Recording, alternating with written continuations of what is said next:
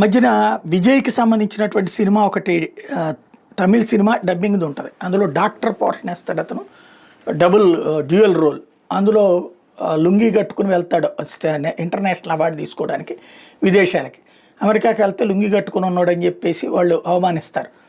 ఆ టైంలో వాళ్ళు అతన్ని బాగా అవమానిస్తూ ఉన్న సందర్భంలో పోలీసులు అకస్మాత్తుగా అక్కడ ఒక అమ్మాయి ఏదో తింటూ గొంతుకు అడ్డం పడిపోయి పడిపోతుంది. ఇతను పోలీసులను కూడా పట్టించుకోకుండా వెళ్ళి అమ్మాయిని ఓ చిన్న బ్లేడుతో అట్లాగే ఓ చిన్న స్ట్రాతో ఆ అడ్డం పడ్డటువంటి దాన్ని బయటికి తీస్తాడు.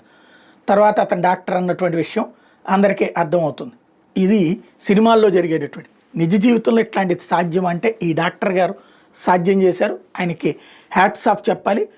రైల్లో వెళ్తున్న గర్భిణికి అకస్మాత్తుగా పురిటి నొప్పులు రావడంతో ఓ యువ ఆర్మీ వైద్యుడు అందుబాటులో ఉన్న హెయిర్ క్లిప్పు ప్యాకెట్ కత్తి సాయంతో రైల్వే ప్లాట్ఫామ్ మీద ఆమెకు ప్రసవం చేశారు. ఉత్తరప్రదేశ్లోని ఝాన్సీలో మొన్న జరిగింది ఈ సంఘటన. పన్వేల్ నుంచి గోరఖ్పురకు రైల్లో వెళ్తున్న గర్భిణిని అత్యవసర వైద్య సాయం కోసం ఝాన్సీ స్టేషన్లో దించారు. అదే సమయంలో హైదరాబాద్కి వెళ్లేందుకు మరో రైలు కోసం ఎదురు చూస్తున్న ఆర్మీ వైద్యాధికారి మేజర్ డాక్టర్ రోహిత్ బచ్వాలా 31 ఏళ్ల పరిస్థితిని గమనించి రైల్వే మహిళా సిబ్బంది స్థానిక మహిళల సాయంతో గర్భిణికి ప్లాట్ఫామ్ పైన సురక్షితంగా ప్రసవం చేశారు. పన్నంటే ఆడపిల్ల పుట్టింది.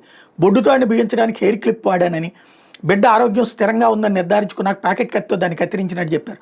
అవసరంలో ఆదుకోవాలని స్పృహ ఉండాలి అన్నటువంటి విషయాన్ని ఇక్కడ అందరూ కూడా ఆయన చూసి అభినందిస్తున్నారు. ఇట్లాంటి వ్యక్తులు కూడా మన దేశంలో ఉన్నారు అన్నటువంటి విషయాన్ని ఇక్కడ గుర్తెచ్చుకోవాలి.